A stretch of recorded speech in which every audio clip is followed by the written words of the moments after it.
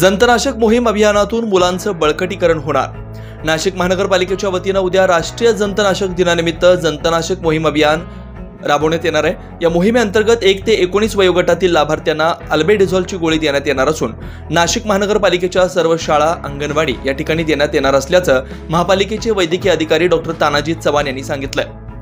उद्या जंतनाशक मोहीम अभियान आहे आणि ही महाराष्ट्र शासनाची आरोग्य विभागाची मोहीम आहे।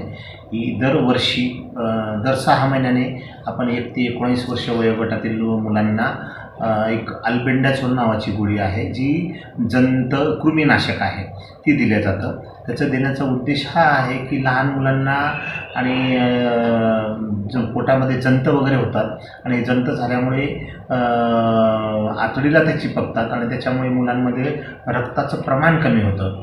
ते होऊ नये, मुलं सशक्त व्हावेत आणि त्याच्यासाठी ती गोळी दर 6 महिन्याने दिली जाते। ती मोहीम पूर्ण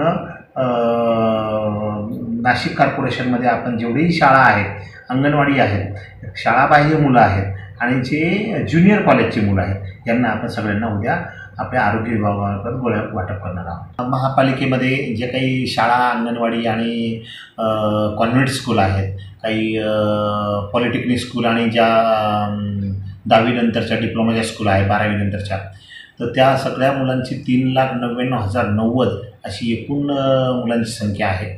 यासाठी आपण ज्या माझ्या आशा कार्यकर्ती आहेत, ह्या आशा कार्यकर्त्यांची मदत, त्याचबरोबर शाळेतले शिक्षकांची मदत, प्रत्येक शाळेमध्ये ही प्रत्यक्ष निगराणीखाली गोळी दिली जाणार आहे। म्हणजे ती गोळी मुलांना द्यायची आणि तिथेच गळ्याला लावायची ती गोळी। लहान मुलांच्या पोटामध्ये जंत तयार होतात आणि ते आतड्यांना चिकटतात, त्यामुळे मुलांमध्ये रक्ताचं प्रमाण कमी होतं। ते प्रमाण कमी होऊ नये यासाठी 1 ते 19 वर्ष वयोगटातील मुलांना दर 6 महिन्यातून एकदा तर वर्षभरातून 2 वेळेस ही गोळी दिली जाते। उद्या ज्या मुलांना ही गोळी घेणं शक्य होणार नाही अशा मुलांना 10 डिसेंबरला गोळी घेता येणार असल्याचं मनपा वैद्यकीय अधिकारी डॉक्टर तानाजी चव्हाण यांनी सांगितलंय। प्रतिनिधी अमोल वाघमोडे, 9 न्यूज महाराष्ट्र ब्युरो, नाशिक।